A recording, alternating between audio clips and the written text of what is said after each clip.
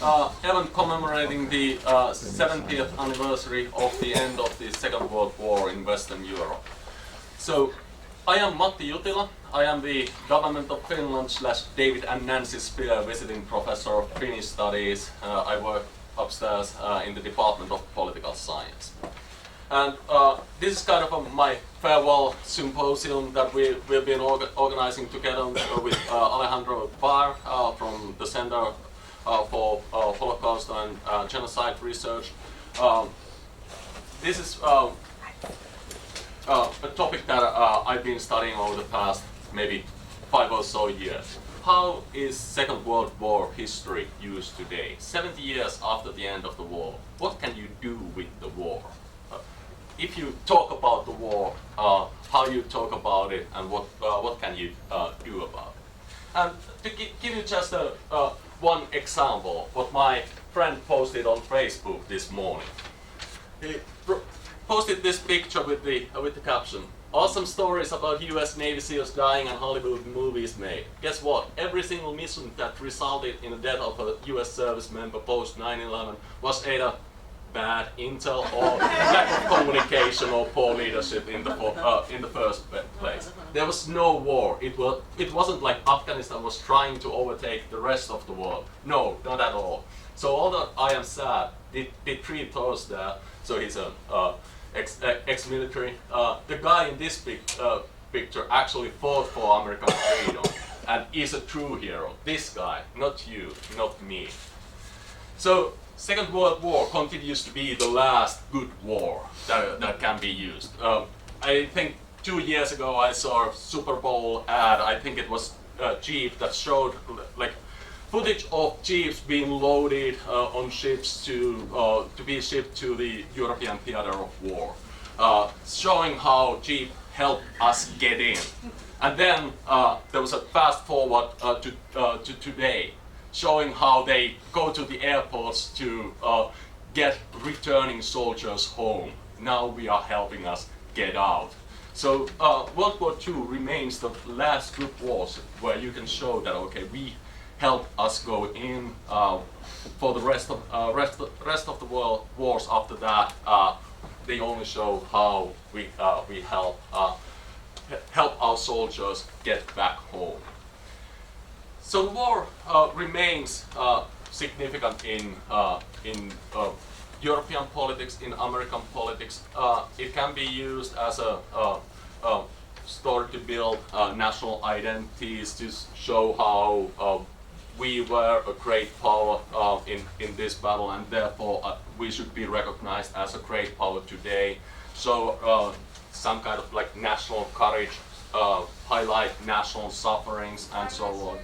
But these kinds of national bias in memory culture and in the study of Second World War history, politics, and memory culture is slowly starting to break up. And now we focus also on various cosmopolitan aspects of memory, and we are really happy to have one of the kind of leading advocates of this cosmopolitan approach, Daniel Levy, here today.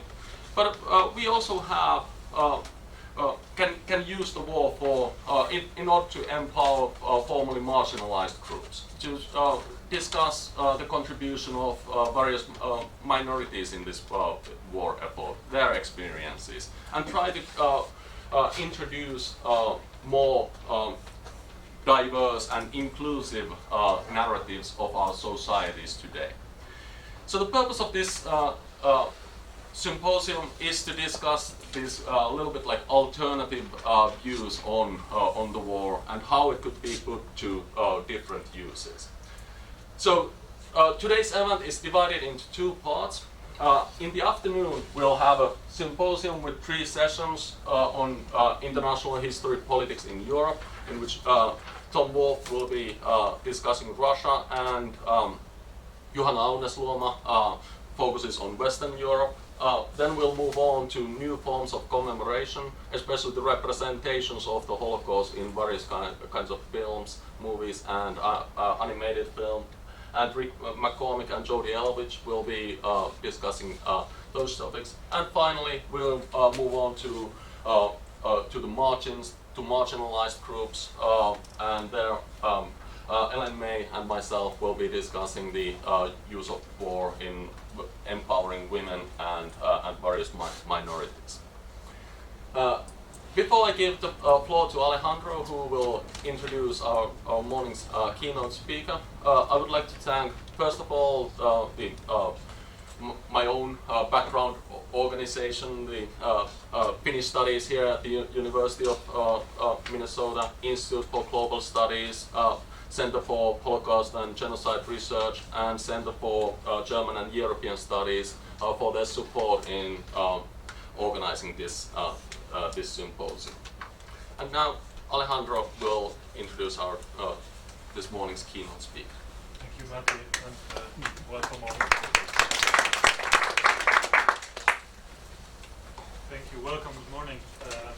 I'm Alejandro Vera. I'm the director of the Center for Holocaust and Genocide Studies, and it's a pleasure to have been able to partner with Matti, who's taking the lead in organizing this important symposium on such an important day as today, 8th of May. And I want to thank Matti for doing this, for suggesting a fantastic program, and also for this title, which is what war, what is it good for, and uses and abuses of Second World War history, which is relevant, incredibly relevant topic for today, not just history, but also the politics of history, how we engage the meanings of the past. Thank you also to all co-sponsors of this conference, and particularly, of course, to all the participants from outside and from the University of Minnesota.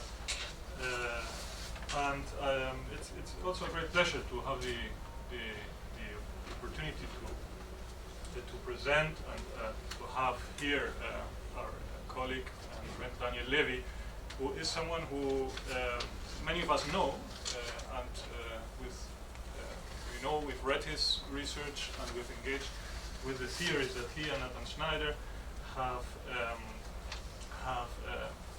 published and have made an important impact in the field of memory and violence studies, particularly around the topic of the Holocaust. So welcome Daniel to Minnesota. First time in Minnesota, and we had to choose the very last day of the semester, of the spring semester, to convince him to bring in so that there won't be lying snow on the ground. So it's really a pleasure to have you here, and I would like to give our participants, our audience, a bit of a background of Daniel Levy's work. He's professor of sociology at Stoney Brook University, and he received his PhD from Columbia University. He's a political sociologist who has an interest in issues of globalization, collective memory studies, and comparative historical sociology. His interest in memory studies is reflected in several initiatives. He co-founded a Columbia University seminar on history, redress, and reconciliation, which he co-chairs with Elazar Barkan, and he also created the Memory Studies Bank, which serves as a virtual bibliographic repository for the field of memory studies. Among his publications, and I'm sure many of you have either read them or come across them through other literature, is The Collective Memory Reader, which he co-edited with Jeffrey Olick and Berit Vinitsky-Cerusi. Also Human Rights and Memory, co-authored with Nathan Schneider, and The Holocaust and Memory in a Global Age, co-authored with Nathan Schneider. Daniel, thank you for being today with us, and please join me in welcoming Daniel. Thank you very much. I have to make a confession. I don't know where I put my tongue. It's a minor issue. I'm not joking. No, I'm looking for my... Am I sitting on it? No, you're not. We'll bring some other chairs. No, we'll bring a chair. We have time in Minnesota. Oh, I see. Now I see. Thank you.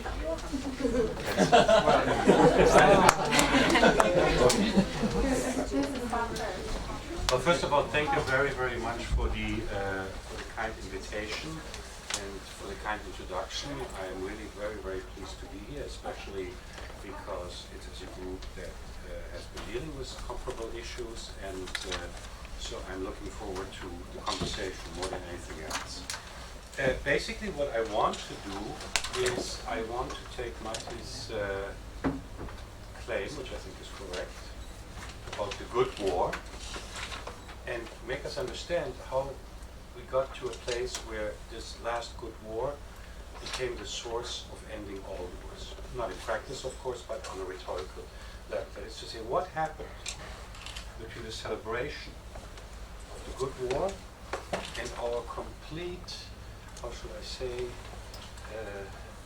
disdain, political difficulties to conduct wars. I'm not condoning looking to rehabilitate warfare here, of course, but there's a little bit of a puzzle here, and some of that we addressed in our book, which I will briefly refer to, but I want to tackle it a little more from, less from a historical, or I should say, from a conceptual angle. It's a little bit of a professional information.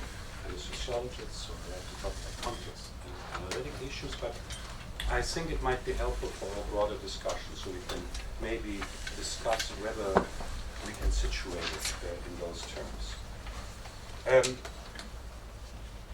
The title of my talk is The Past Between History and Memory, and it suggests that one among many aspects that change our understanding of the past relates to the general dynamic between history and memory. I will start with a brief overview of the changing and contentious relationship of history and memory, and not to worry, I will not bore you with the genealogy of that relationship. I will look especially at recent scholarship, especially since these recent developments, I suggest, challenge some of the historiographical presuppositions about what the past consists of. And it provides us with productive context for understanding memories of wars, and maybe also the war of memories. So, I'm particularly interested how the memories of violent pasts have influenced, one, the rapport between memory studies and history or historiography, two, changing time conceptions, especially different views of the future, and three, the impact of nation-state formation on memory cultures. In the second part, I will focus on the so-called third wave of memory studies, which has been growing during the last decade. Here I will draw on some of my own research. This is not so much or only a case of academic narcissism, but mostly because Nathan Schneider, who visited here 2 years ago, and I are, I think, among the progenitors of this third wave. And I think it's kind of important to lay that, the features of that out in a more detailed way. So the third wave is mostly interested in how globalization has affected how we work with memory and how memory works.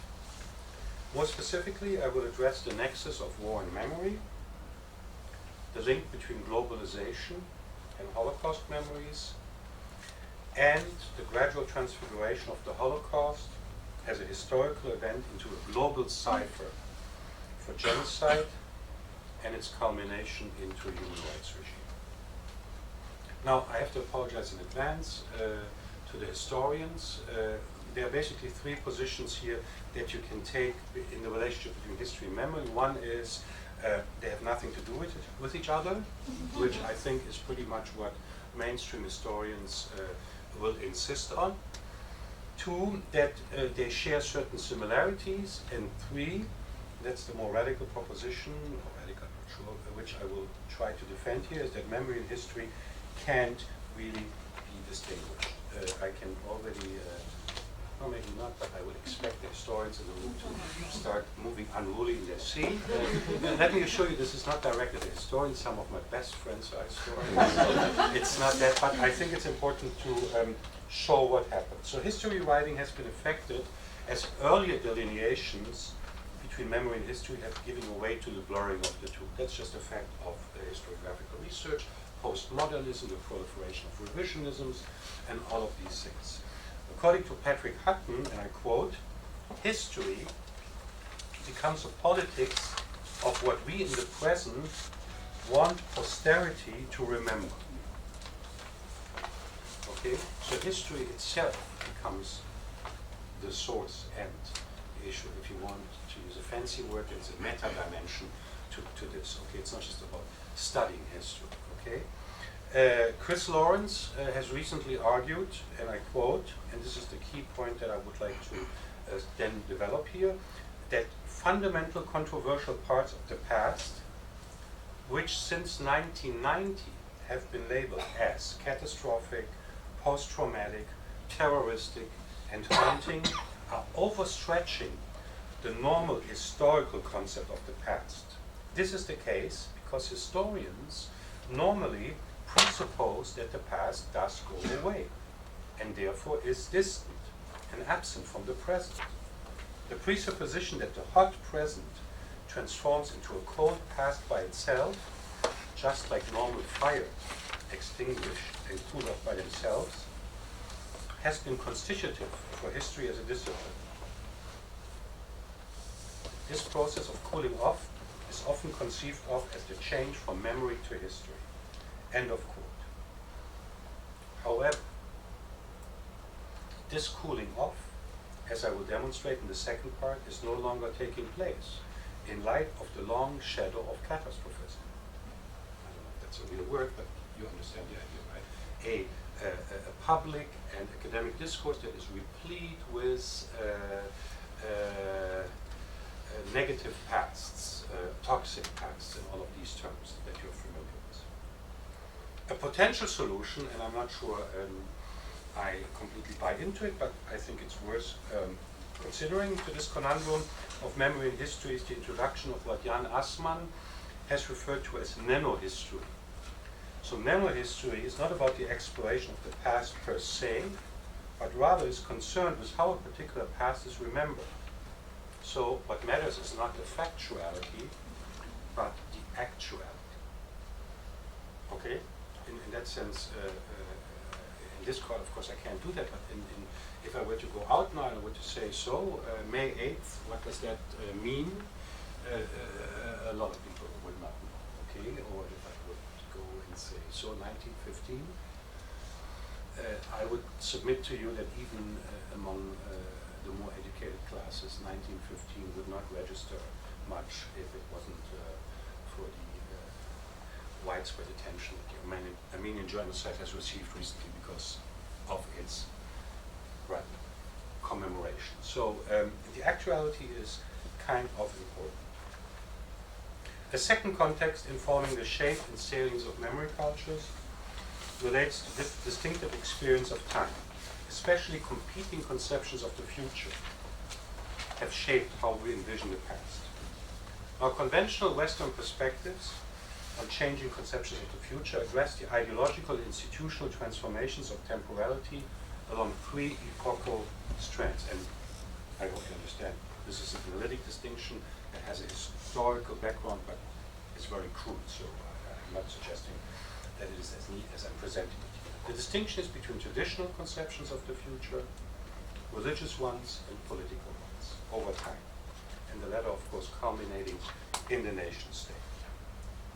Each of these formations has shaped respective temporal conceptions during a given period. So the traditional, at the beginning of human history, the dimension of time itself was understood as something mythic, and the only way to make mundane experience meaningful was through ritualistic enactment. Okay, so time was plotted socially. Okay, I think there's a lot of leftover of this in religious practices and other practices. I would think, I'm not an expert, but I would think agricultural cycles were kind of important for that. But that was basically how time was plotted. With Christianity consolidating its power in the 4th century, time was charted religiously for almost 1 millennium, right? Christianity really had a very strong command. And of course, with the familiar teleology of redemption, providing the horizon for future expectations, right? This is basically the idea of redemption, and which is of course not singular to Christianity, but Christianity being the most powerful expression of it. By the 16th century, political temporality was emerging and challenged both religious and traditional conceptions of time. The nation state has since become the dominant institution for the structuration of temporality. National time has been caged as a unifying source and central means for collective mobilization. We all know our Benedict Anderson, I'm presupposing something here, who has written about how the national secular state was essentially seeking to establish a functional equivalent to conceptions of religious temporality. Here, the past served as a foundational myth based on heroic narratives. Okay, Hobsbawm, the invention of tradition, all of these things.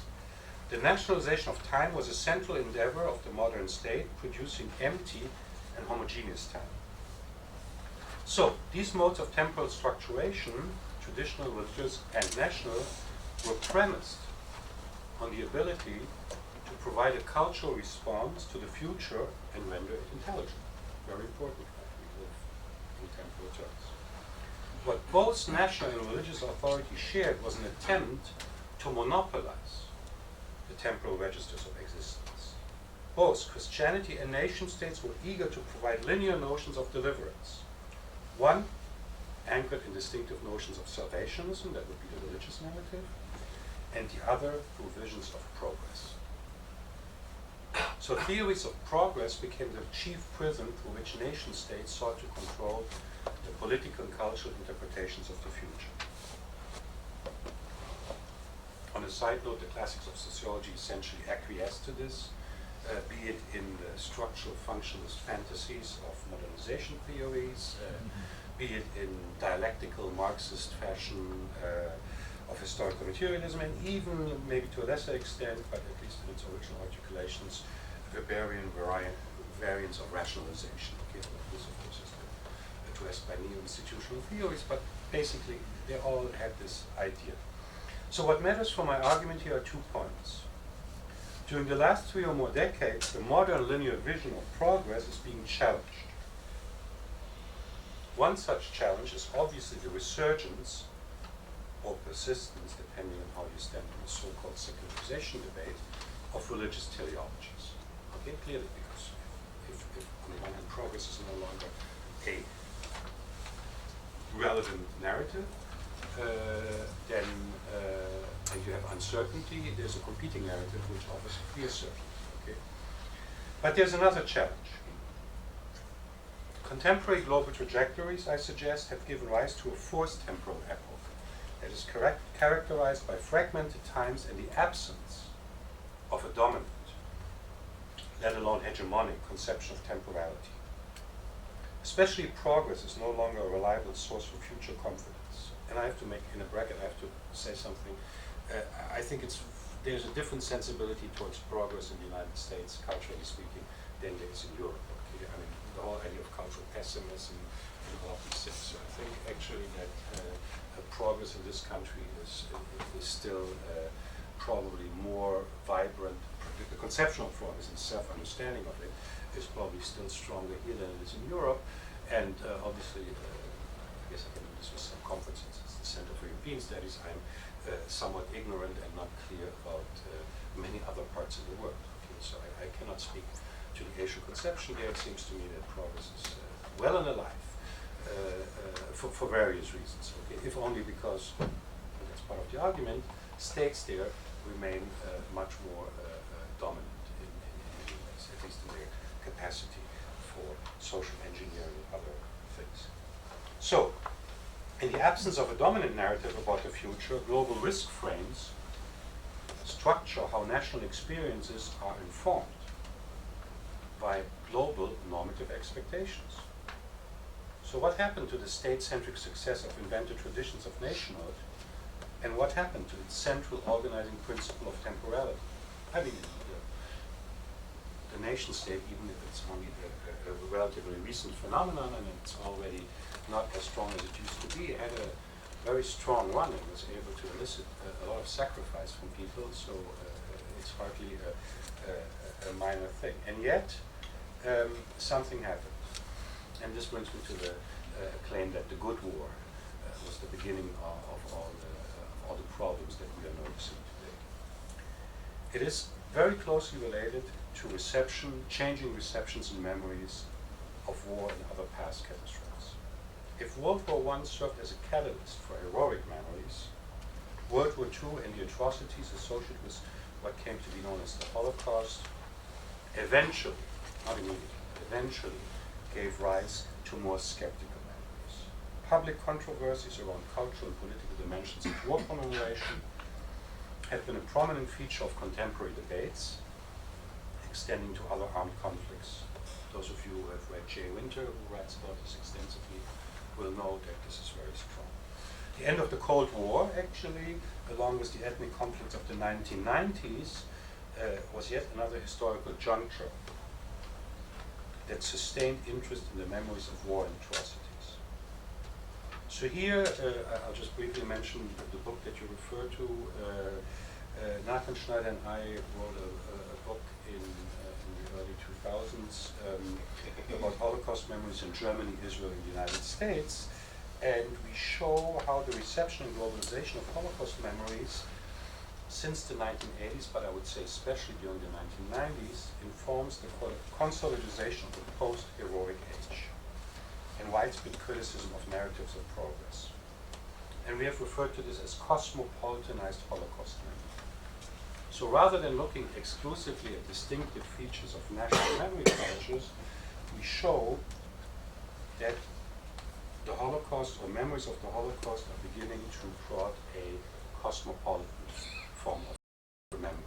Now, just for those of you, I assume many of you have not read the book, we're not talking about some Kantian cosmopolitanism that is universal, okay? Rather, we're interested in the sociological dynamics of cosmopolitanization. And here we follow the late Ulrich Beck. For him, this implies an interactive relationship between the global and the local. I don't have to tell the historians among this crowd and others how expansive and intense Holocaust memories are being addressed in all kinds of places that have oftentimes at best a very peripheral connection to the event itself, and yet it kind of shapes the way some localities are engaging with their own memory practices. So instead of viewing cosmopolitanism as a normative issue or as antithesis to an essentialized version of the national, I elsewhere have contended that cosmopolitization itself is a constitutive feature for the reconfiguration of nation. Both for those who endorse it and those who reject it. Yet, despite of this, what we call, or rather Ulrich Beck calls, breaking up of the national container, much of the social science literature remains caught in a resilient methodological nationalism. I'm far from an expert, but I would think that is true also for history.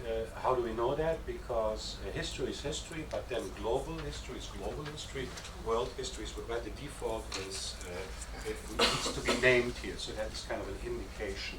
In many ways also, this can be said for sociology, we have global studies, we have global sociology, it's a subfield, and my favorite story is that until 5 years ago, you had, in the ASA, you have, the American Association, you have 1 million sections on everything. You name it, you have a section. There was no section on globalization. This global transnational sociology thing, which now exists, and is, by the way, the fastest growing section in the ASA, is a very recent discovery.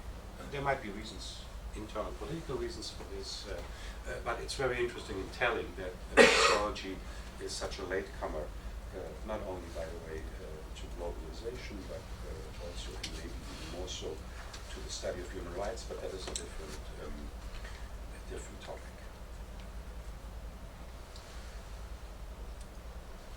So our central argument is that the national-rooted understanding of culture is being challenged by the uncoupling of nation and state.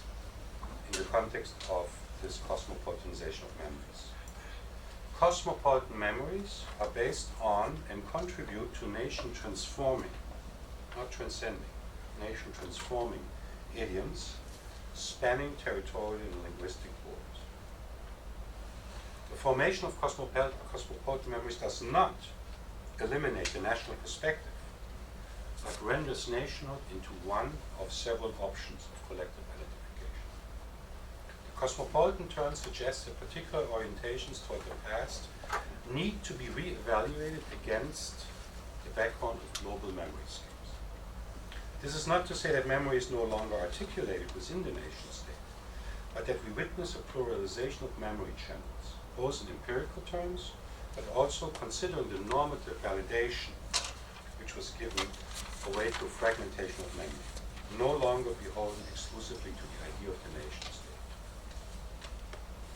The key interpretive issue here is the transition from heroic nation states to a form of statehood that establishes internal and external legitimacy through its support for skeptical narratives, challenging foundational quasi-mythical pasts. Why is everybody so worked up over, and we'll hear more about that this afternoon, Putin's history politics? I too, but that's not the point. The point is that it's a modality and mode of engaging with history, which at least in Europe and then also elsewhere is no longer acceptable.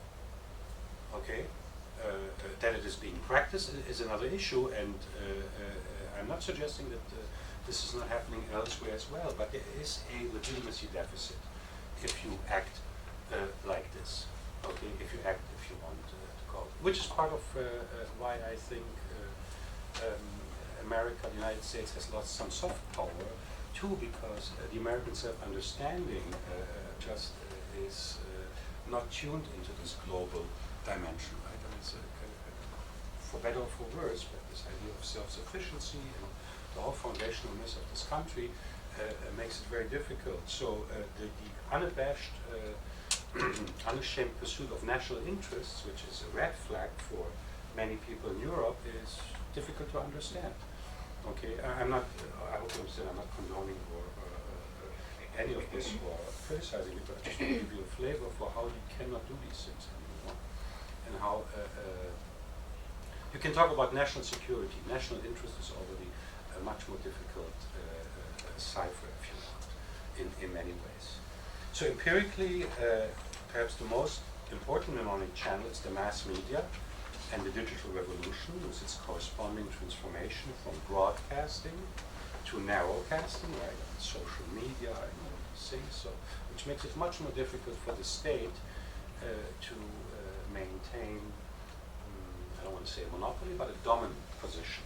If you remember Benedict Anderson's main point was the ability, newspapers were extremely important, and the ability to, what's imagined about the community is not that we are all together, but there's a certain horizontal line. This is all made possible, among other things, by broadcasting, which now, as I said, is giving way to a certain extent of narrowcasting.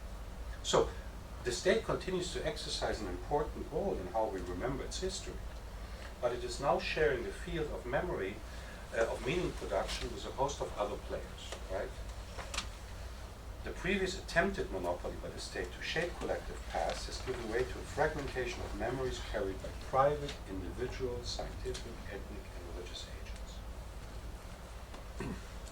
We were, of course, aware when we wrote that book that the Holocaust did not have the same significance. These are obviously three places that have a particular connection to the Holocaust, and we didn't for a moment think that this would be the same signifier or signified, if you want, elsewhere. And yet we noticed that Holocaust memory was becoming an integral part of a broader human rights rhetoric in the realms of transitional justice politics and related memory practices. So this brought us to the idea that global memory culture relates to what we describe as the emergence of a cosmopolitan memory imperative. So such an imperative marshals a set of political normative expectations for the handling of past injustices.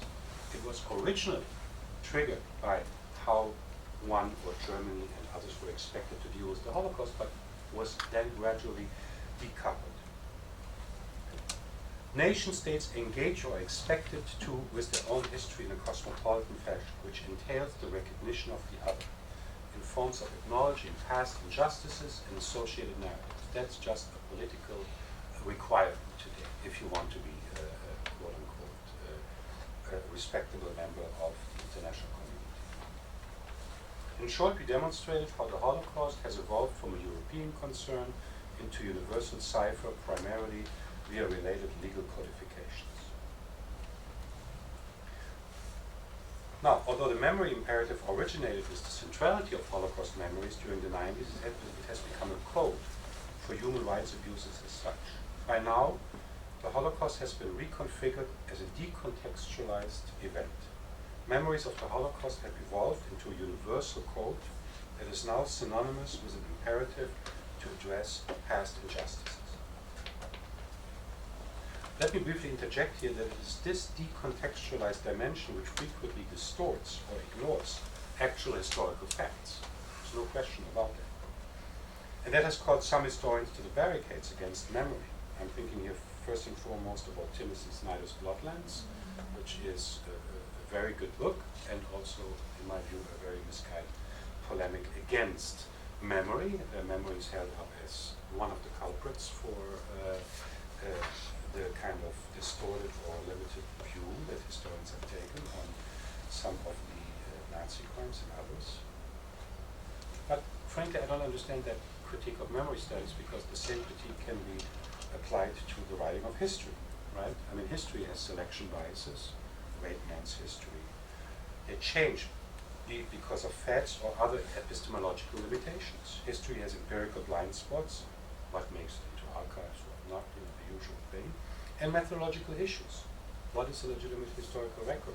Those of you who are historians will know, just think about the controversial status of oral history, which, if I'm not mistaken, has only recently become a more legitimate enterprise.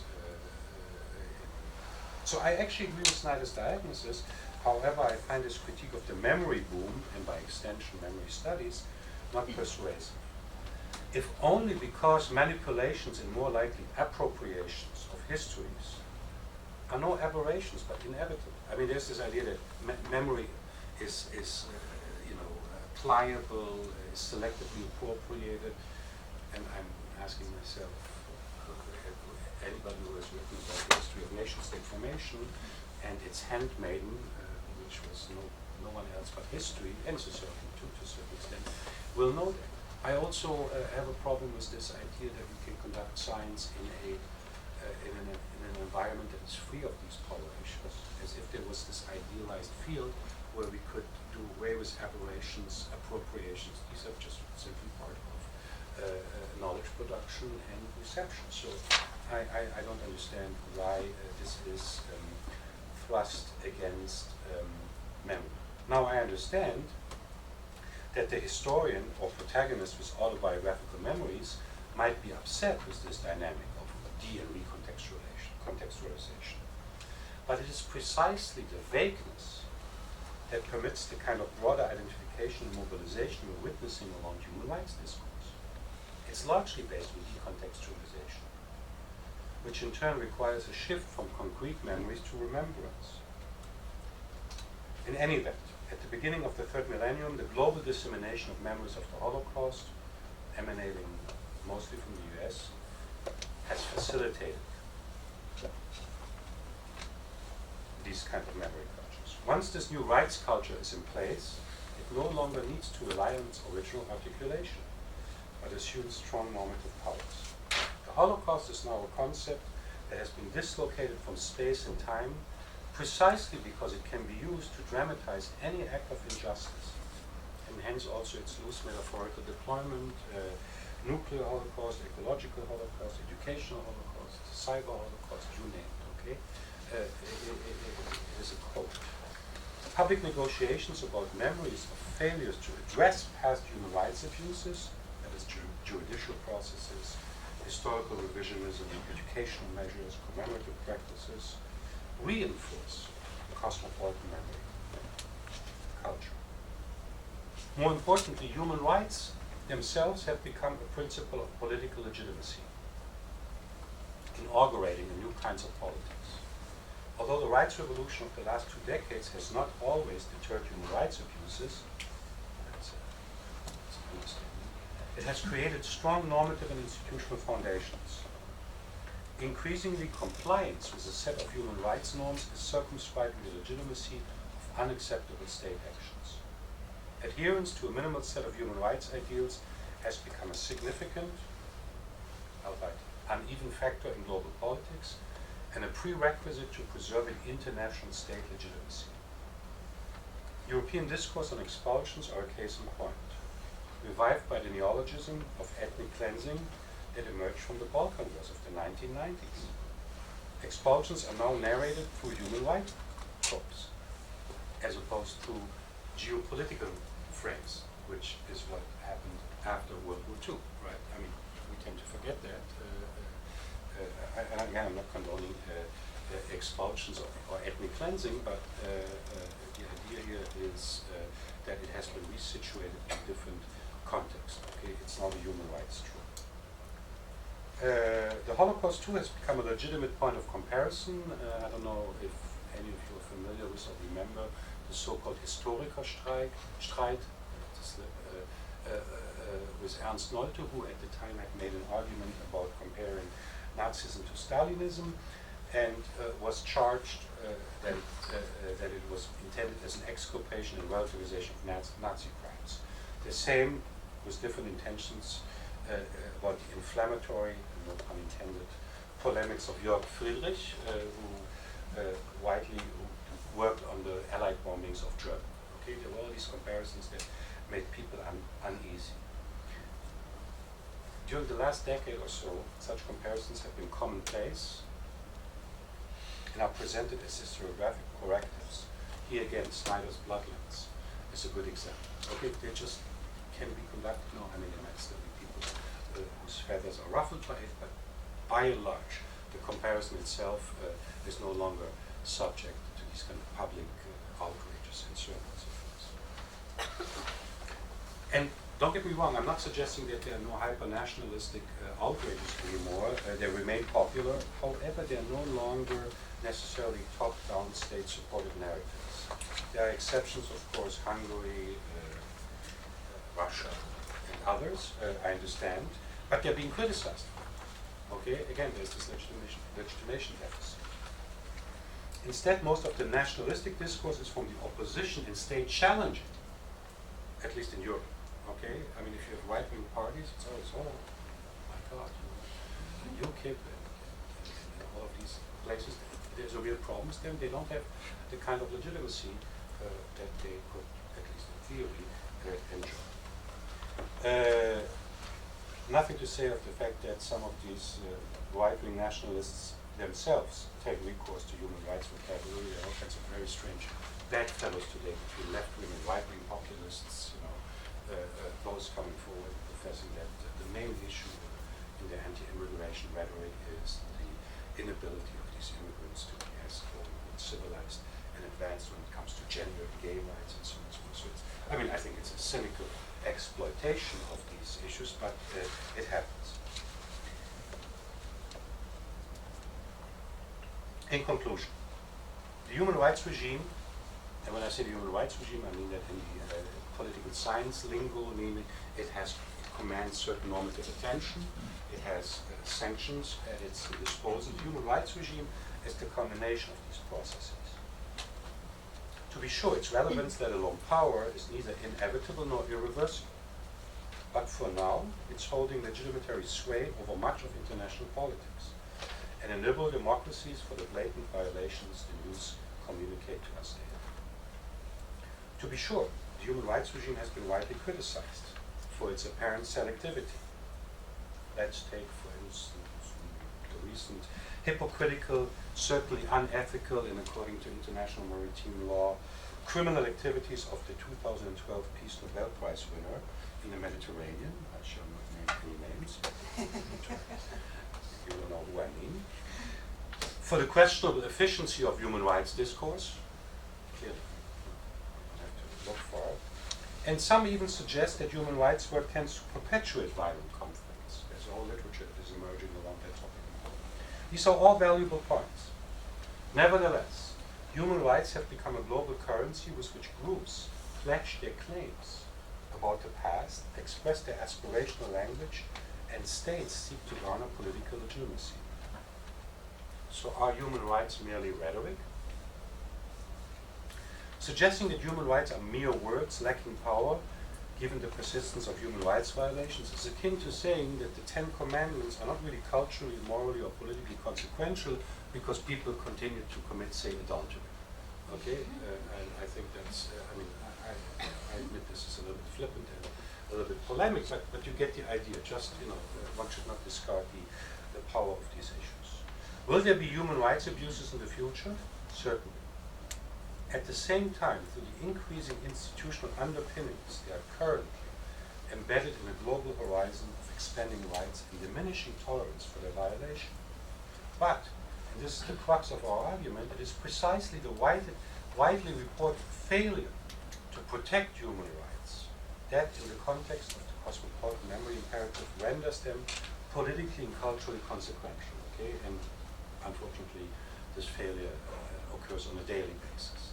Okay, it's that failure that kind of reminds us. So that's the dynamic that we're trying to point out. It would be nicer to not need that failure to kind of reinforce the narrative, but such is the issue. So, the human rights regime is not eternal. Already we are seeing that our Hobbesian reflexes, i.e. the search for security, frequently trumps our, let's call them, democratic human rights impulses. And incidentally, it's not a coincidence that we are witnessing an increasing secularization of human rights discourse. Okay? As in, we need to fight environmental degradation, not because we are green, but because ecological threats pose dangers of violent conflicts. Okay? So the logic is slightly reversed. And yet, and here I'm going to put myself into real trouble, memories of past catastrophes and wars, at least for now, keep propelling a civilizing process. I mean that in the sense that Norbert Elias used the term. Okay, for Elias, nation-state formation went hand in hand with an increasing pacification of brutality, driven both by states and self-imposed normative constraints. Right? Two well-known examples of his thesis are the one that everybody knows, the development of manners, that is to say, why did we stop spitting at the table, right? Thing, and the case study of the end of an honorable tradition, namely the duel. Okay? On this view, war and carnage by themselves are not the problem.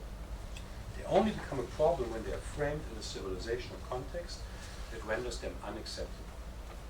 This might, for instance, explain the global outrage at recent beheadings.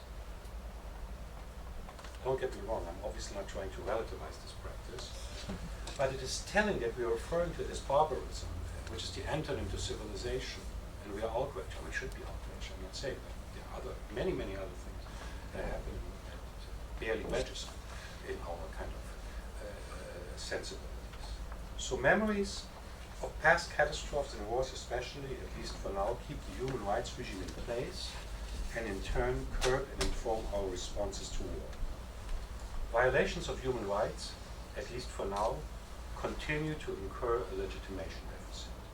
Hence, the political cultural importance of studying the nexus of memory and war and other forms of mass violence.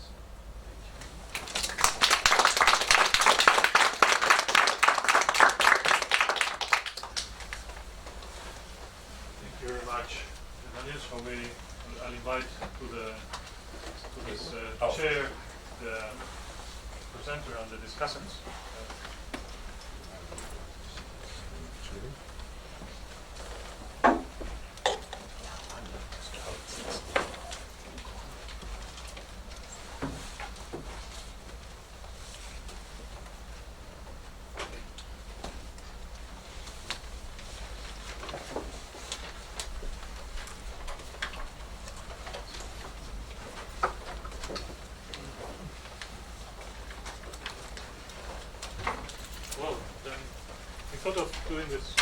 this way. We thank for this very concise but very rich presentation, which will give the opportunity to our discussants to engage and you to expand and engage more with more depth and more detail into some of the concepts that have been presented. So I would like to start. I think we should do this in the following order. Maybe Thomas Wolff, who is a professor in the Department of History, and his expertise is in 20th century history, particularly Russia. Maybe Thomas, do you want to start with your comments, and then we continue with Therma, Mati? Shoot, I wanted to go last, but that's all right. I think what I want to do is just take the opportunity to pose questions, and I'm glad you framed it that way. I think the idea was when Mati first raised this possibility, the idea was that we were going to have a kind of free-flowing conversation. What I heard, Daniel, I felt very strongly that as you said at the beginning, your sociological identity, your sociological presence. And I'm an historian / anthropologist, and from very, in a sense, different groundings of perspectives on things. And so there is a way in which there's a kind of default response when an historian / anthropologist hears this kind of presentation, and that's this is all very well, but what happens on the ground? What are real people doing within these forces that are actually producing the phenomena that you're talking about, and not simply expressing themselves as products of the theory that you're presenting? So, in general, I just want to ask that, and then let me ask make a few other observations. It seems to me that a key thing you said was empowering this cosmopolitan process and the responses to it have to do with the transformation of communications. And you glossed quickly over, you mentioned mass media, and it seems to me that, so I'm puzzling over what the sort of key transformative is, because a new phase, you mentioned, a new moment. Well, what kicks us into that? And is it possible that the new moment is generated in part by the transformation, which you refer to the Twitter revolution and all these different, the speed at which things happen, and the access that different groups have on a fairly easy basis to a public presence. So have we moved? So could you speak more about that process, that phenomena, and its consequences? I think that, the other thing that really, as I kick down into history anthropology mode, I kick into another vocabulary, another theoretical vocabulary, and I kind of lose track of the one that you were talking with and from.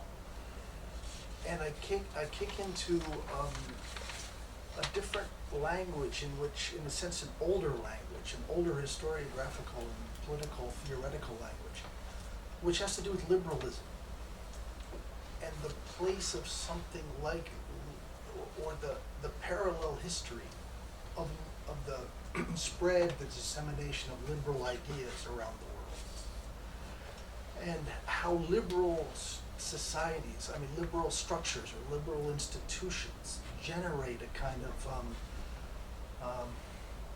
a kind of thought-feeling world, a thought world that makes possible the memory world you're talking about. So in a sense, I guess I'm asking about there's a claim that you're making about memory and history, and I'm seeing it actually produced by, and wanting to see it produced and examined within the specific institutions and their recreation and their dissemination around the world. So the degrees to which a kind of globalization that you talk about is really about an attempts about liberalism, attempts about liberal institutions, which raises for the rest of the world this question about, well, we know that that's been a really fraught process to get these liberal institutions like the university, like a judicial system, like a kind of indifferent mass media that just comments and produces their livings, a journalist producing their living without being engaged and enmeshed in all these very constraining circumstances. And I just, as the end of what you were thinking, at the end of your talk, it seemed to me that I wondered if anybody in the room, or if you or anybody else here knows this essay by Clifford Geertz called "A World in Pieces," from a collection called Available Light, which he put together at the end of his life. And it's a wonderful essay in which Geertz basically claims that to make sense of the chaos of the contemporary moment, and this was the mid-2000s, I think, his position was to start with the particularities of places. So Indonesia and the memory politics of Indonesia has to really be made sense of in terms of the particular evolution of particular institutions. And so even to talk about an Indonesian society for Geertz, he said, well, let's slow down a little. Let's not use that phrase so quickly, so automatically. Let's make sense of that itself is a kind of abstraction. So I guess in the course of responding to the three of us, I can count, it's fine this morning. You can sort of evoke this problem of the theorization, clarity through theory, and the tension that has with the clarity through the kind of, again, on the ground historical processes. And in my remarks this afternoon, I'll just point out some weird things that Putin does and just remind us of some weird things. And then, the task is, well, let's try to make sense of that. So I should stop. Irma Natsirevich is a PhD candidate in the Department of Spanish and Portuguese, and we thank you for being at this discussion table. Thank you for inviting me. So I'm a literary scholar, so kind of when I thought of this, I thought of doing this panel, I thought of, well, what does this mean for representation, which is really what I work in. And sort of when do memories and writing history, when do they really become a literary phenomenon? So we always talk about narrative and how these things are done just through narrative. And I thought, World War II, I think about everyone I know. We have a reference of who we know. Maybe we know of a veteran or a survivor. These memories are still relatively alive. When you ask somebody about World War I, you open, it's like, people don't have a close memory, or they don't know the year, or they don't have a reference. So sort of we see this progress of things cooling off, as you were talking about. And so I wonder, when do these memories turn into a representation and later into a literary phenomenon?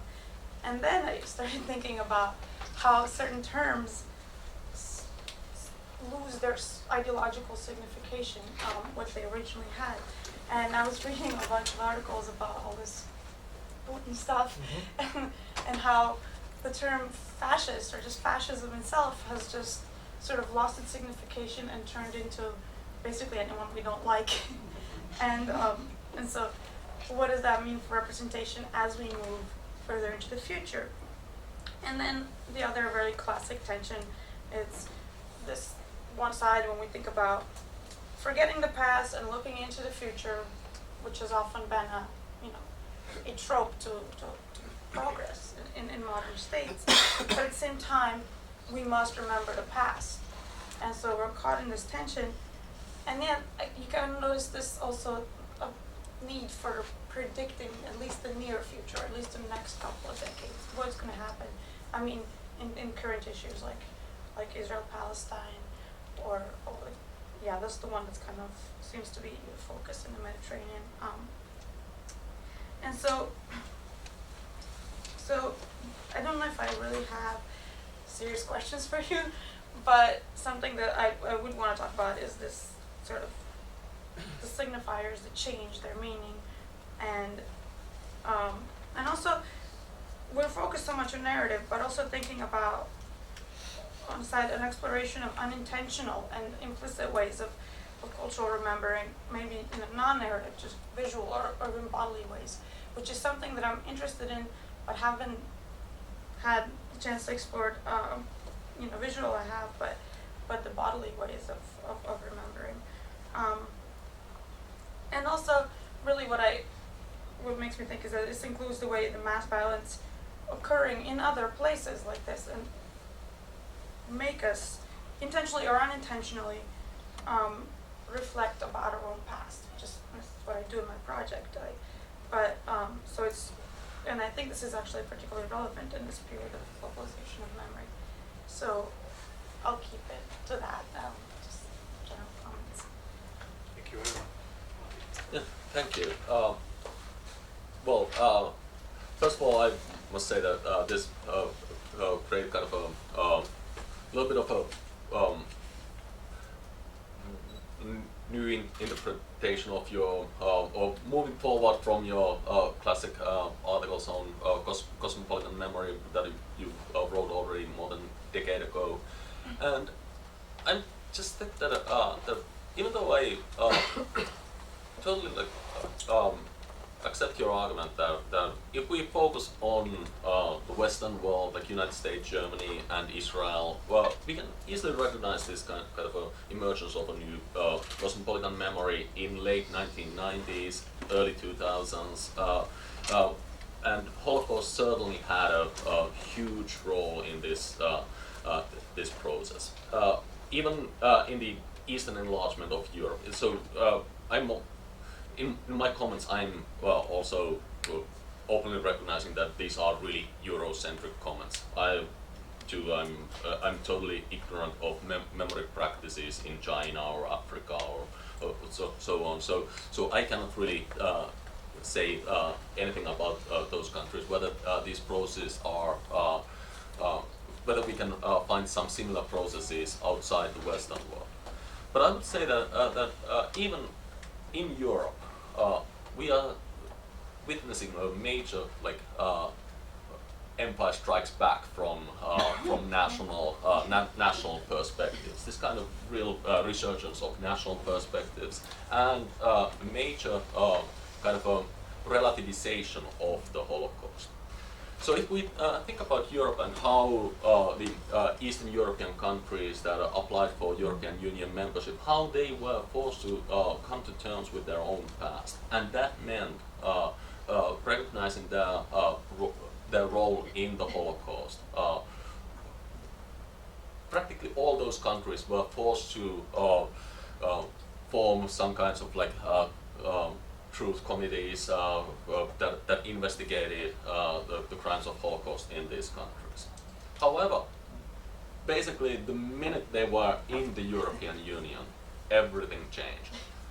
They no longer cared about the Holocaust basically at all. That was no longer significant history for them. Their history politics became all about the crimes of communism. And that was really a state-led project, I would say. So in a sense, they started to relativize Holocaust in a new way, and they also returned to their national perspectives, focusing on more kind of particular experiences, particular tragedies, moving away from this decontextualized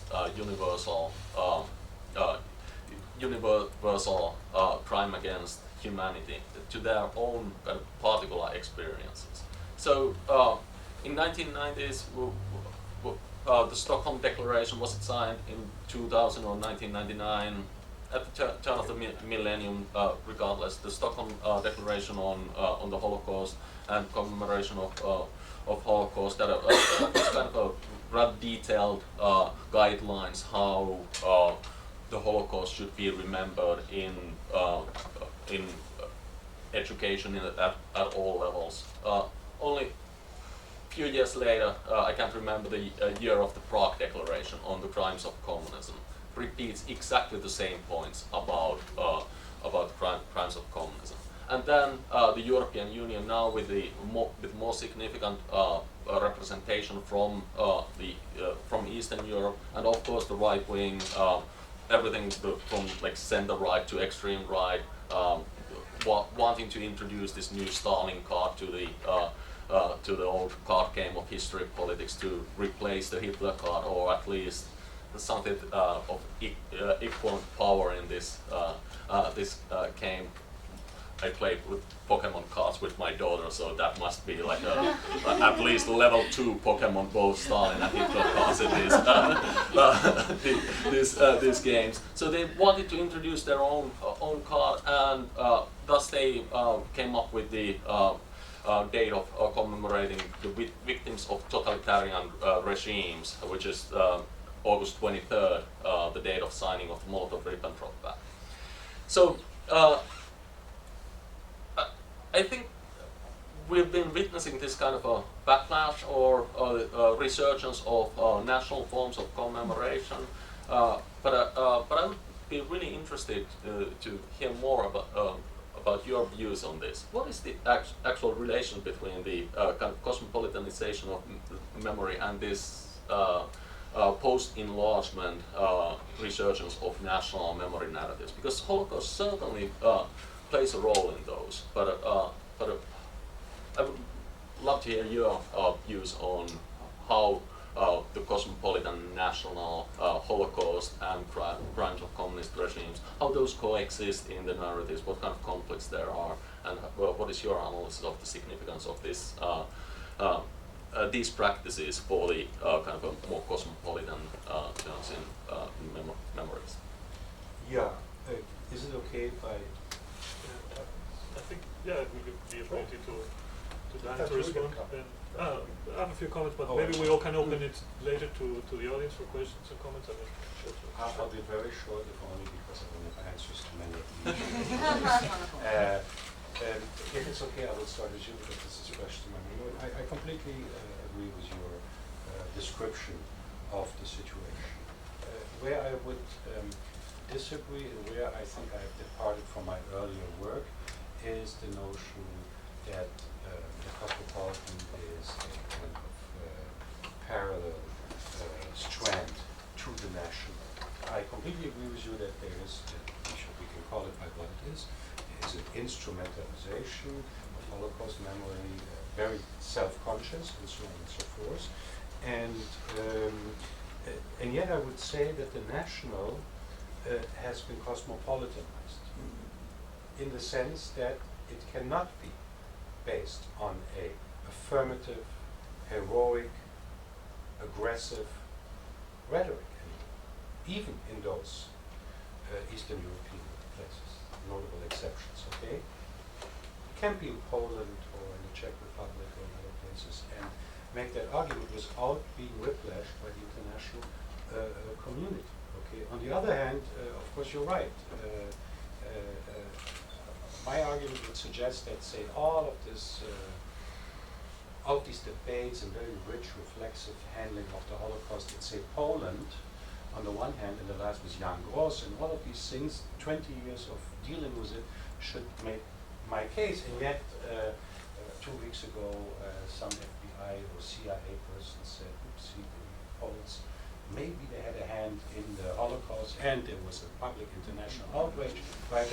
So, what I'm trying to say is that the nation is being cosmopolitanized in the sense that we have to recognize there's a certain degree of reflexivity. Granted, it varies and is deployed differently. And two, again, the victims of totalitarianism. This is the difference between, this is another big book by Ernst Nolte that he wrote in the 60s on totalitarianism, and the resurgence of Hannah Arendt onto since the 90s. She's like an icon, she's like there's a totemic reference which situates totalitarianism very much in this kind of comparative framework. And so, yes, I completely agree with it. It's a self-centered, particularistic narrative, but it is one that it has to deal with victimhood. And as such, it kind of actually goes along with this. And I'm not sure if it's a resurgence of nationalism, or if we might be, I don't have an answer, we might be better equipped to treat it as a kind of a form of neo-nationalism. That is to say, not to make the kind of assumptions, it's the same thing we've had before, people writing national history. This is national history written for, I'm not saying it's better or worse, I don't think it's just really not a normative. This is very important. This cosmopolitan has this connotation of removing anything here. I'm ending with the civilizing process and all of this. This is, as the Germans would say, a Momentaufnahme, right? This is a kind of a time diagnostic observation of a particular moment in time.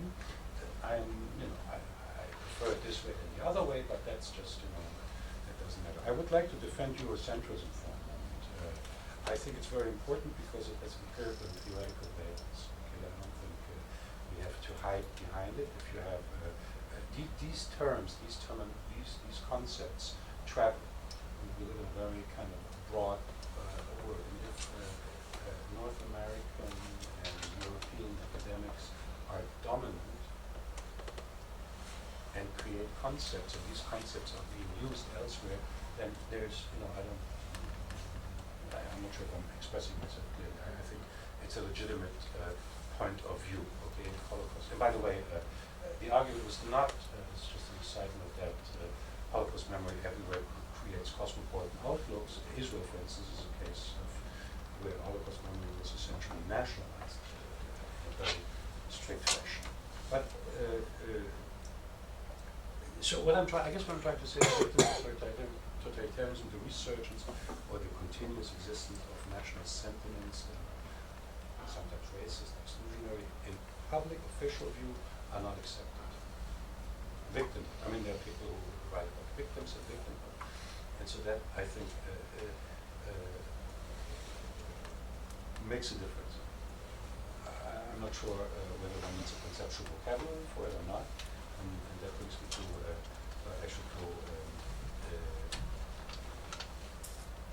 I have to admit I had very few responses to your unease with the grand, monumental, conceptual language that I'm deploying here. I do agree that there might be some disciplinary difference, but basically what I want to do is, I don't want to suggest that I have answers to everything. I want to see this as a heuristic device that can come in handy for different perspectives. My own work is indeed not on reception theory, but is on dominant representations and their political consequences. That's a great limitation. It says very little about what's going on the ground. Okay, there are very interesting works, for instance, that show that, let's say, Holocaust narratives and Holocaust education and Holocaust awareness in Germany is extremely developed. The political class, there's no difference there. It's a very dominant theme, and yet there are people who show that among high school students, the current generation, despite having the most expansive Holocaust curriculum for years, there's very different sensibilities. So how does that go with each other? I think it does.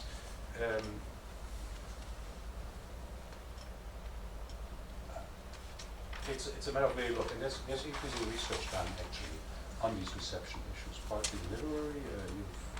Michael Rothberg has worked on some of these things, as you may know, and others have as well.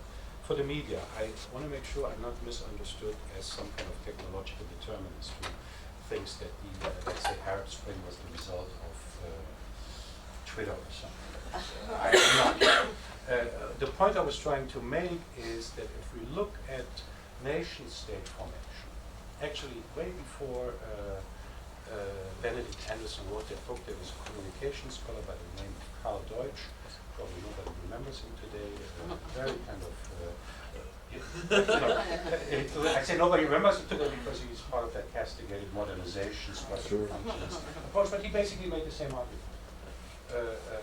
Gellner has made a similar argument. Okay, so the capacity of the nation state as a political institution to impose these things was tremendous, and that has been significantly undermined. The state no longer has that capacity, even if states remain strong. I mean, look, every time a nation state wants to change and go back to quote-unquote more conventional history books, I have to read about it in the New York Times. I mean, again, right? So there is a level of discourse on, yes, it might be an elite level, you're right. Elites also need to make cultural and political decisions, so I don't think they're insignificant, but they're not a substitute or replacement to what you call kind of on-the-ground work. Liberalism,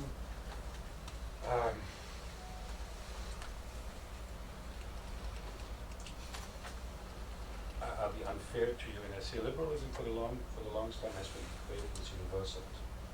Universalism has become a dirty word.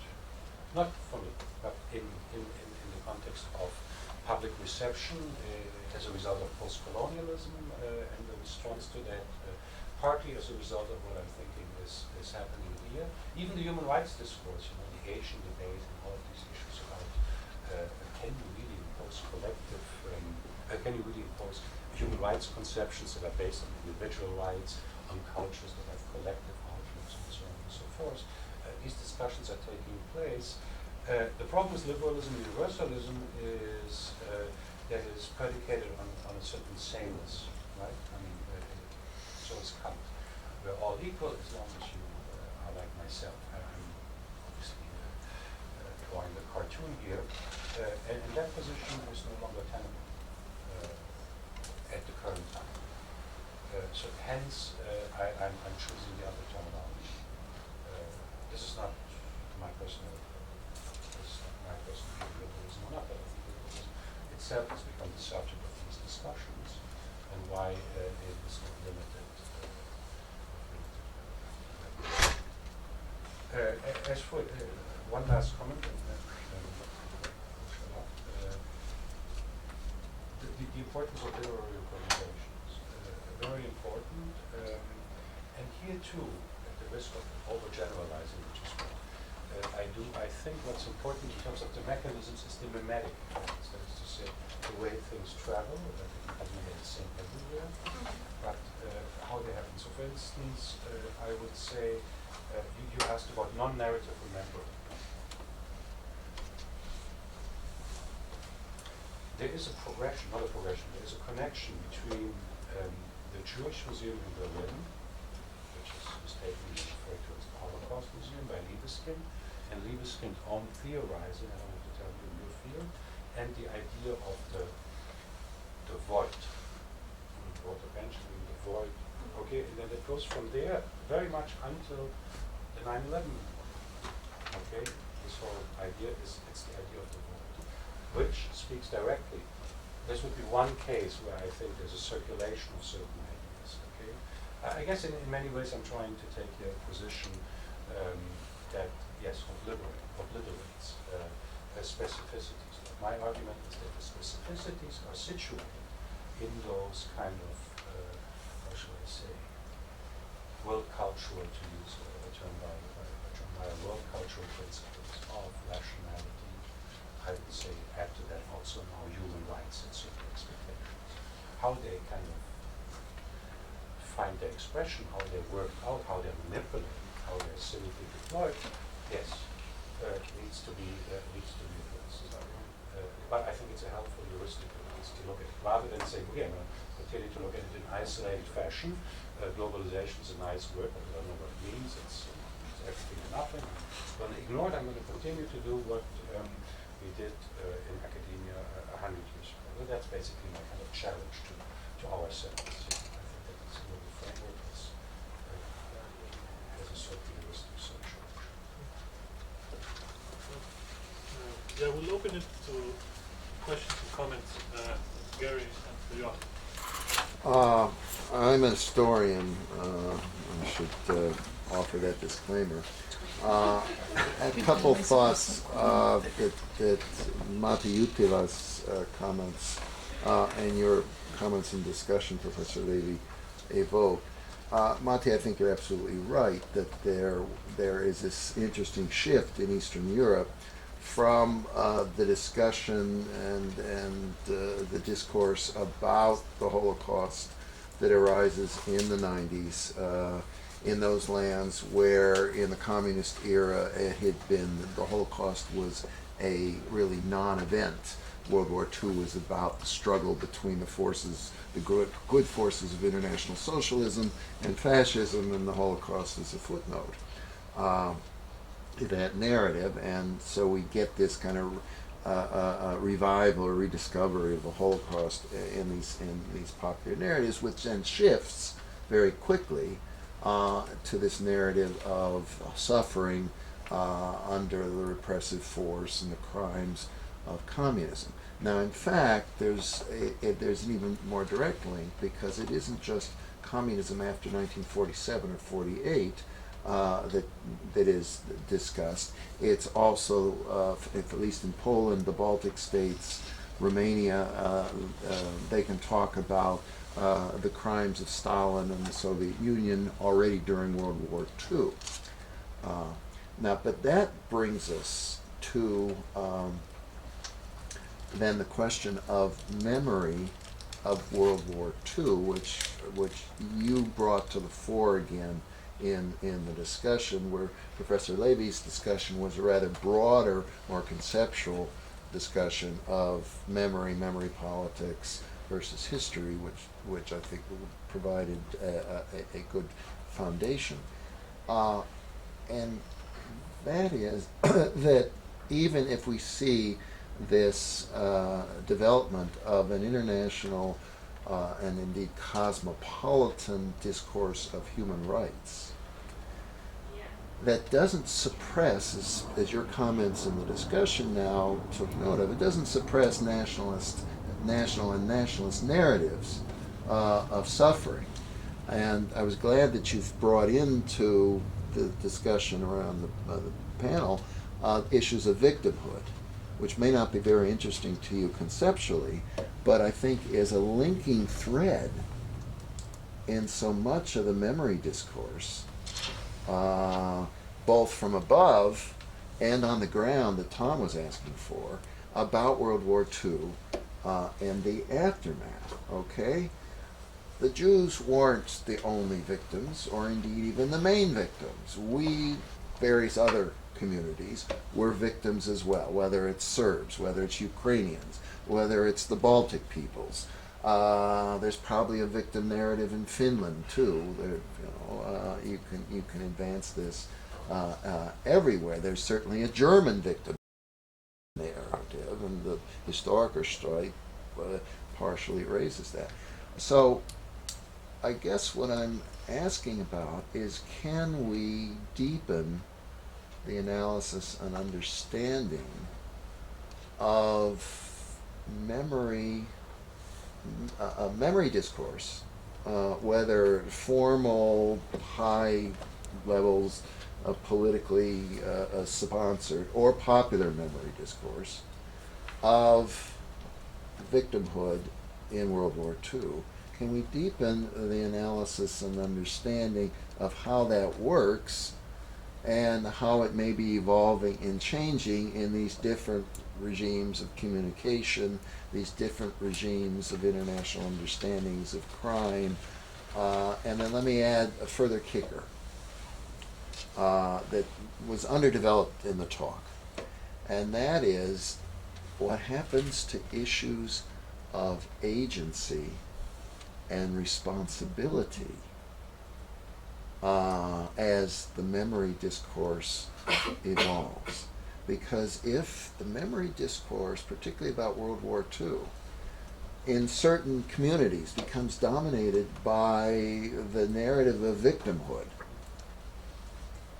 then either that trivializes agency and responsibility. The Nazis did it. We didn't do it.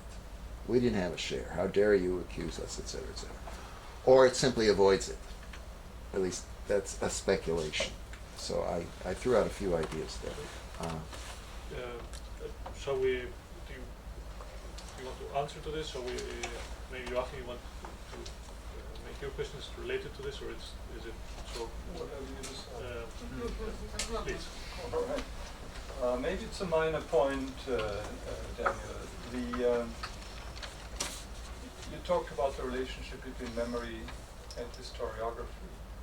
You talked about both being constructed maybe this was a marginal note, but I think it's an important point that appeared in your talk. And I'm very mindful of the ideas in the sociology and history of science. I know that Browning and Goldhagen, both in scholarly works, drew very different conclusions from the same set of data, so I'm mindful of all of this. But yet I would challenge and suggest that there is a different sort of dignity to scholarly knowledge than to other forms of knowledge, in this case to historiography than to memory. And we always draw on historiography when we try to challenge revisionists or denialists, right? This is our resource. We know that with the Frankfurt Auschwitz trial, the Münchner Institute for Zeitgeschichte provided important historiographic information so that in a different sphere, in a judicial sphere, the proceedings could be advanced. So I would like you to comment a little further on this relationship between historiography on the one hand and memory on the other, because you seem to take a very relativizing position there that I don't fully agree with. Do you want to address this? I mean, there's two questions, two different. Well, I think we can all nature. again, but I will answer your question first. I completely agree with you in the sense that I'm not suggesting that memory practices have an equal, epistemological status as to serious historical work. That's not the argument. The argument is rather that there is more of a blurring between historiography and memory studies on one level. Okay, that would be the comparable conversation. And that both history has consequences in memory studies, mnemonic practices can be studied as being consequential, as you have done in your own work, right? And the other parallel between history, perceived history, and memory, commemoration, and so on and so forth. So I am not, I am not, and I don't think those, let's say Chris Lawrence, who I see as one of these people, the critique here is, the idea is not to say it's all the same and there's really no, going into an archive and being kind of value neutral is the same as being. That's not the argument. I think it's more the insistence of historians that the past can clearly be, if you want, contained.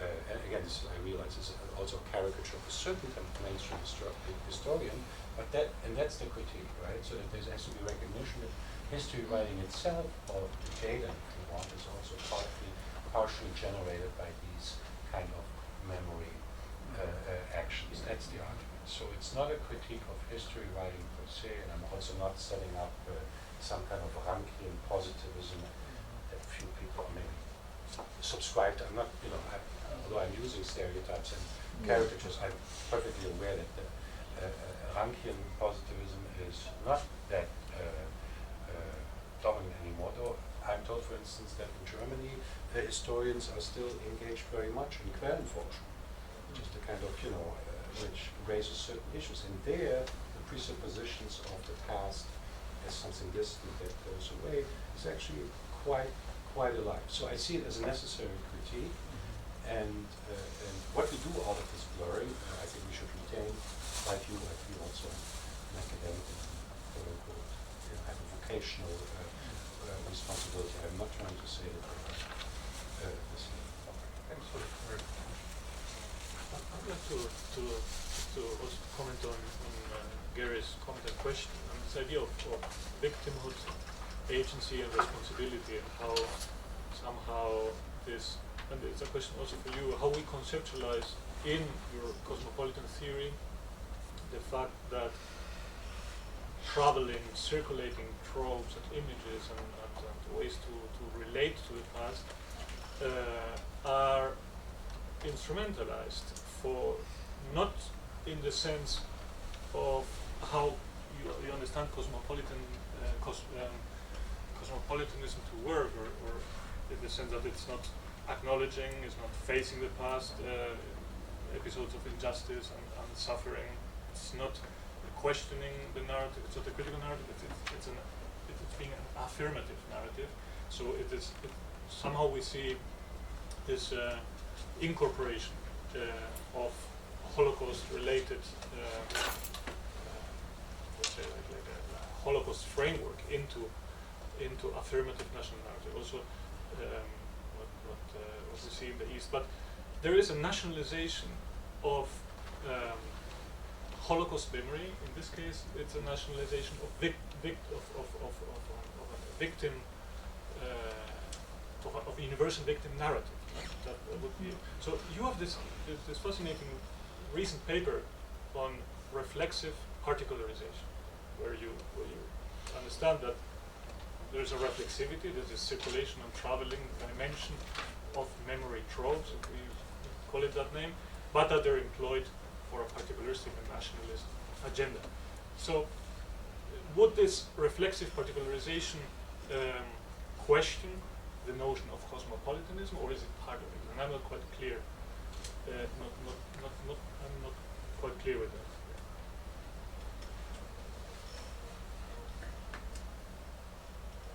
I think that obviously people have written about the notion of victim, but it's a central notion that we can observe. Even in the 50s in history were very much focused on perpetrators, even if the focus was problematic, right? I mean, the historiography that kind of went out of fashion, so to speak. Then came Goldhagen, not a historian, who essentially revived some of these 50s tropes. There was unnecessary polemic attached to them.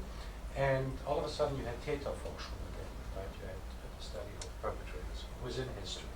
That has not traveled so much into, I think, public sphere. Especially in Eastern Europe, and I'm not here, I'm personally, this is maybe the difference. Our conversation yesterday about Holocaust and genocide, what's the relation between the two of them, and I'm clearly now suggesting that the Holocaust is still has a central role in some respects, but we're talking about the human rights discourse, which is entirely based on victim. Okay, I think it is separated from the Holocaust at this point. One day people will not remember that lineage. Okay, and here I think that there's a degree of reflexivity by the practitioners. Even museum curators they know all of this stuff today, right? I mean, they might be experts in it, but they're very conscious about these things, about how these things are being represented. That is not going to prevent Serbia from being extremely, how should I say, revisionist and engaging with the hyper-nationalism. And if Mati's right, and I think he is, there will be a party that will suggest to drop this once they have the EU. Yes, I agree. But I'm not an expert in Serbia, but the fact that you have civil society voices there who can talk about these things, who can engage in that, in a very small, I realize that, is a sign of it. Preferably, and as they have done, they will continue to emphasize their victim narrative in their fight against the Nazis. Yes, it's about the use and abuse, and actually it's about the use of history in public political discourse. And in that sense, I was trying to suggest that has changed over the book. I mean, that's not my original suggestion. I don't know if that answers your question. I mean, will it always be absorbed and incorporated in a... Definitely, but the question is more, I mean, of course, it's always uses of history. Yeah, As Todorov says, I mean, of course we use history, but there are different ways of using it. And here we have clearly two directions. One goes into where states, and that's the Stockholm Declaration, is an attempt to look into our own past and reckon with it and face it. And it's not victimhood that happened to us, it is victimhood perpetrated on us. So it's a different understanding. Now, this understanding victimhood as it's like what means never again? Is it never again us, never again for everybody, or never again us as perpetrators, or never again us as victims? So in that sense, the consequences of these two discourses are completely different. One is affirmative, the other is critical. So the human rights regime, so I'm not quite clear whether human rights. I would say that the human rights regime is more linked to the Stockholm, in that sense, to the Stockholm Declaration, where it is. Well, let's see at the Holocaust, but the Holocaust as a means to understand, to look critically at our past, and opening that, giving voice to the victims in our own history, meaning different national histories that are looking back. So somehow these go in parallel, but obviously the uses have completely different consequences in politics, and for actual people who may get redress and compensation, restitution, acknowledgement, or that are totally silenced. So that's the. But are there a lot of empirical examples? I know there are a lot of empirical examples for people who are totally silenced, but aren't they becoming less and less? I mean, I'm trying to think in global terms. The fact that you can think of examples where this is not the case, I suggest makes my case, right? I mean, that is to say, we can think of examples. I'm sorry, I'm constantly looking at Russia and constantly. I mean, there are, you have Asian places that use the same terminology of the proliferation of truths and historical commissions. Again, this might be very short moment in human history, but there is a mimetic effect here. It's, this kind of isomorphism, right? That is to say, things becoming more similar. Okay, they are becoming more similar because they're mimetic, in the sense of people are copying this. This is what you do in order to be respectable, in order to get your kind of international legitimacy. And then there are people, there's a normative isomorphism. Actually, some people believe in human rights, believe it or not. And of course, then there's coercive isomorphism, as in really Serbia. You want to be in the EU, you better play this game. And so they say, okay, we'll play it.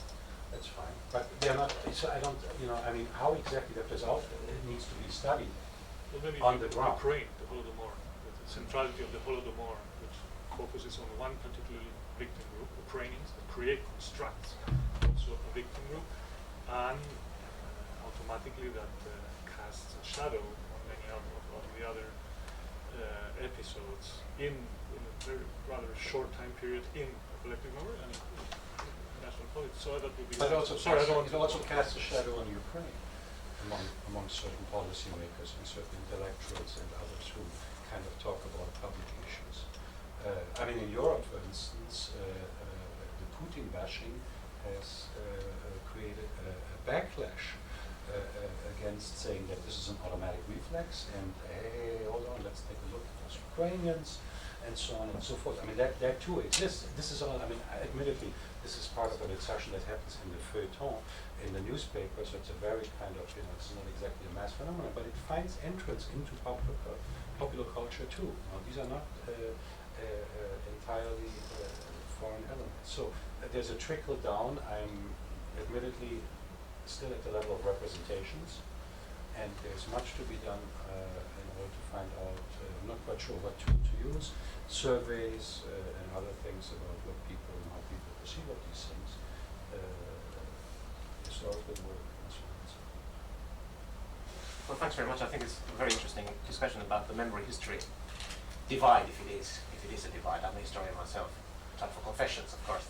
But I quite like the discussion about memory and history, especially if we think about the uses of history in politics today. Then I think they're pretty much the same thing. I mean, the politicians don't really care, whether it's memory or history we are dealing with. It's just political argumentation, and then the raw material may be anything. But the collective memories, individual memories, historical representations, cultural artifacts, everything. So it comes together. I think in today's politics, in many places, that these two things are somehow blurred even.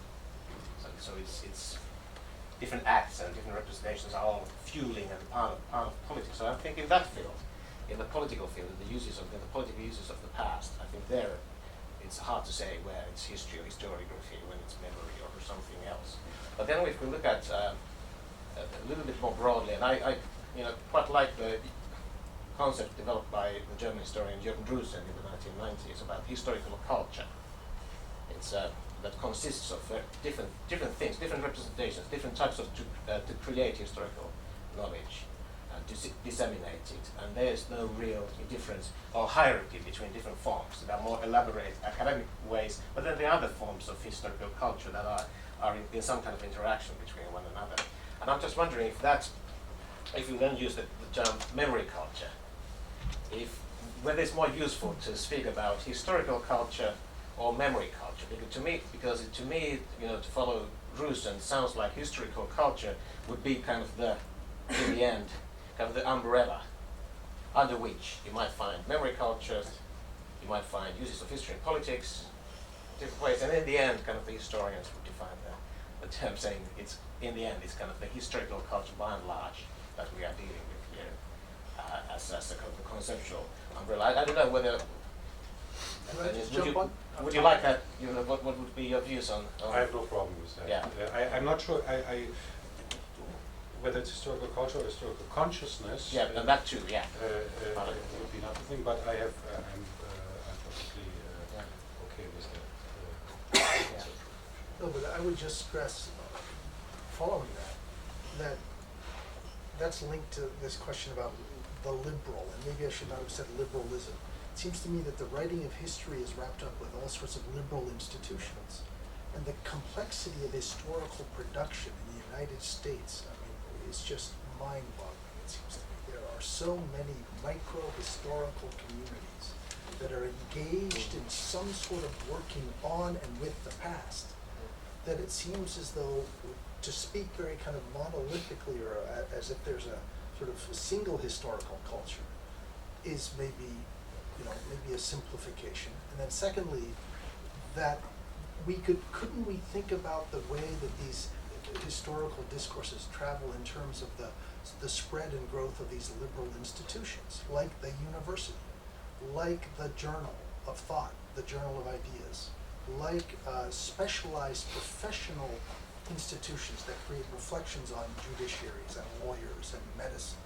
So that in a sense there's this, it seems to me that, and this gets to Mari's point, because isn't that reaction on the part of some of these, speaking this way about the Holocaust and then turning it around and talking about the crimes of, could not one frame of explanation of that be strictly in terms of the politics within certain institutions and the claims, the advantages to be gained, in particular, very new institutions, people, first generation leaders of a university, or the first editor of a new newspaper in Vilnius, that suddenly is able to say, oh, this is my chance now, so I'm going to flip it this way and see what happens.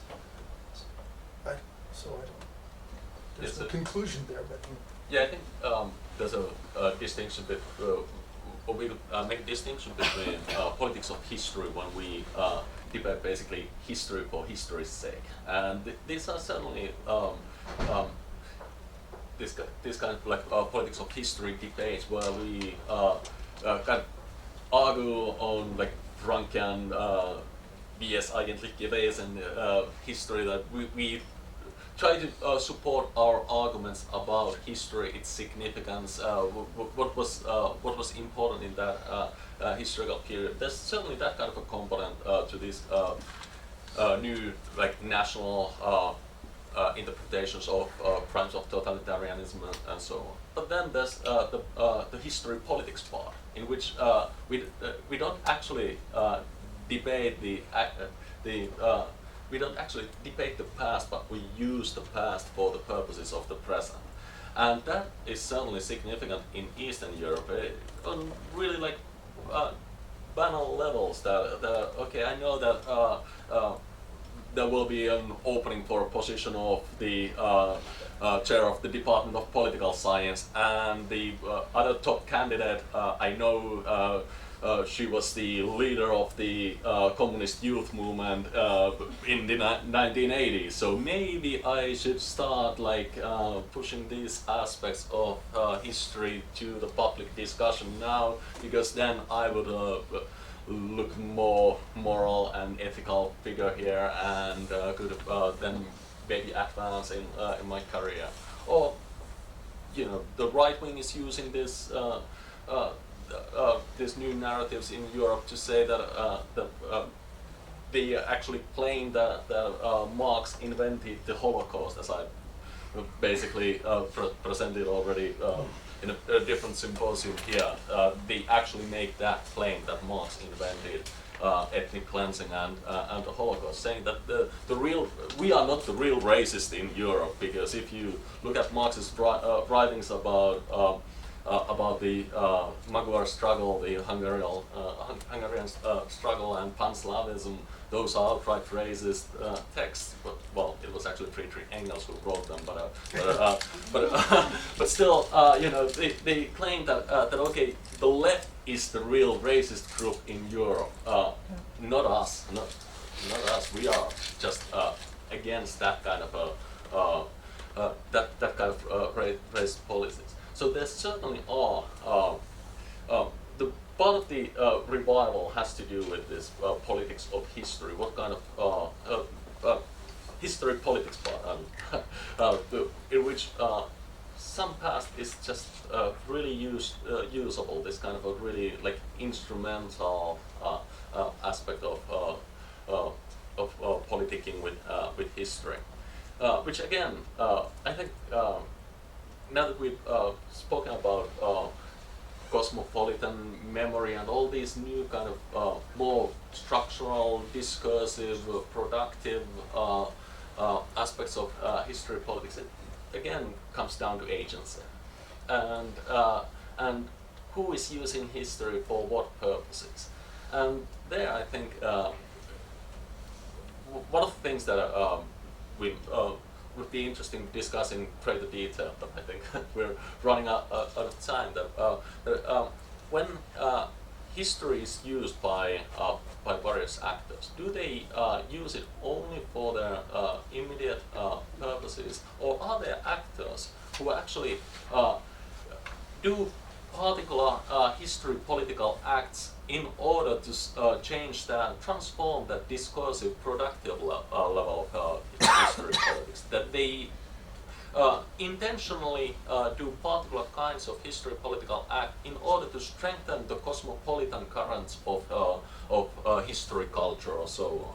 So they are not really interested in the kind of immediate, more particular gains, but they are interested in transforming the structures of commemoration, structures of memory, structures of history culture. So that's, I think, an interesting question where I don't really have any answers, but do we have that kind of agency that consciously is aiming at transforming the structures of commemoration? I think we do. The question, of course, ultimately is how much power they have. And I want to make one comment. I completely agree that the use and abuse of history or memory or whatever you want to call it is, of course, nothing new. What I'm trying to point out to is that the degree to which this can be done top-down and without contestation has changed. And what complicates it, is my argument, is the proliferation, discursive, and sometimes real, of this human rights discourse. Okay, so I'm not, that is to say you have to contend all the time, okay? And here liberalism plays a role. The importance, the validation of civil society voices, right? Oh, the United States told the Egyptians they're not going to give them any more weapons because they're not nice to the opposition. Now they gave them weapons, said, well, but still we hope it'll be nice. Of course. Yes, that's a very strong case where you can say, oh, I'm naive and this and that. But this is, I read this in the New York Times. Egypt is not, Egypt is paying a price for it. It's a small price. and certainly not one that political prisoners in Egypt care about very much. I understand. But for our analysis, I think it makes a difference. I'd also like to say that the microhistorical preoccupation that you spoke about, I see that too, but I would suggest, and actually people have worked on it itself is a reflection and contribution to the memory. If you look at heritage, I mean, heritage is a relatively recent phenomenon, and it emerges out of a certain context, right? It has also, as Pierre Nora famously lamented, Pierre Nora being very conservative and very concerned and sad about the demise of the Republican project, he said, look, this all came about. I agree with him as the result of the emergence of identity politics in the 70s. Okay, so you have there's a particular moment where these things start. I'm not saying there was no heritage cultivation before the nation state invented it, so to speak, right? But then it was basically old antiquarian. Now everybody in town was historical society. So I think it's very much part of that trajectory. And I don't think it necessarily stands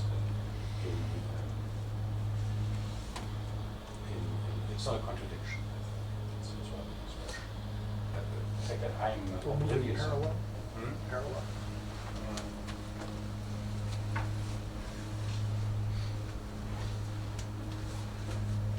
We need field work in big departments. Yeah, no, I think, I mean, well, if you want to take the dynamic preoccupations memory, then, for instance, this is like really there was a lot of bad that we can say. I mean, this memory studies that you mentioned is a mess. Partly it's a mess because I don't have the logistics needs to keep up with the publications. Just a mess. If I would take only literature and the introduction of memory as a kind of concept or a device, that alone would be a memory, would be a study. So, yeah, I think I'm also very curious because we have talked about how this works top down, and then you're mentioning different memory banks, and you mentioned how this affects on the ground sort of memory practices. And you also talked about, in trying to connect all these little dots, you also talked about the proliferation of digital influence. So almost anybody has access, anybody can comment, have an opinion. You know, you look at blogs and comments and forums and all this kind of stuff. And so I think of that nowadays maybe as this kind of on the ground discussion.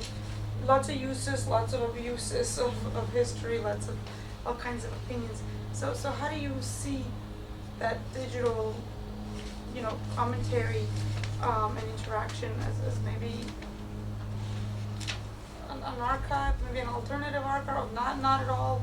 How would you go about studying it in terms of, is it worth it? Like, would you see this? Oh, I definitely think yeah. it's worth it. I mean, it's I know there are people who are doing it.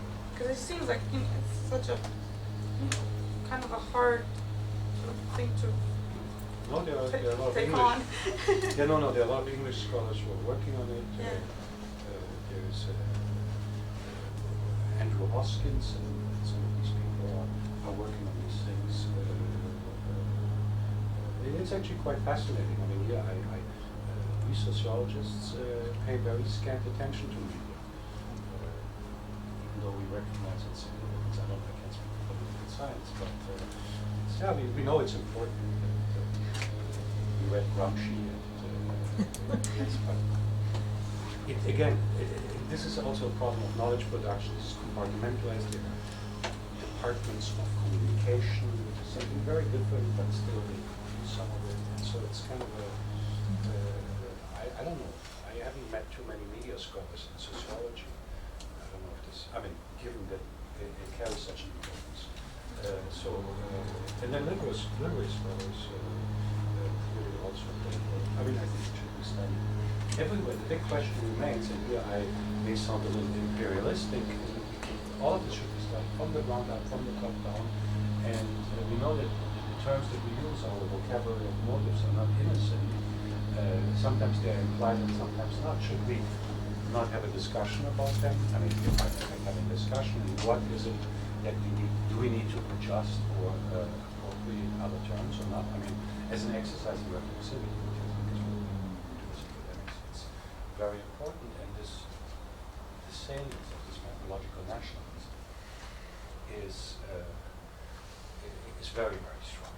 I mean, here in this crowd, you know, people working on these things, people very reflexive. This is not, you know, the mainstream of our fields. I'm sorry to say. I mean, you work in international politics. Boy, how long will it take international politics to recognize that norms matter? I mean, all this discussion, and they're having this discussion on and on and on. It's a little bit funny to us sociologists, you know. This is the bread and butter we are working with, but this is also, you know, and I'm afraid to say, this is not complimenting us here. My big idol is Barrington Moore, who says that academia is way too often just a matter of product differentiation. I mean, no, you know, you got to get tenure, you got to do this. So there are all these things that we're not willing to take on certain discussions that I think we should have. So I think this is great.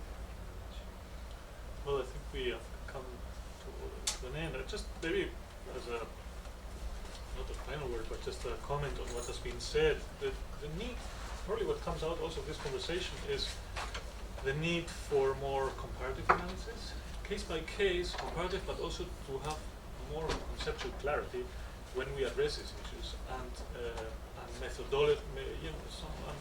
methodological development and insight on how to address it. But the empirical, you know, the empirical part of this, in order to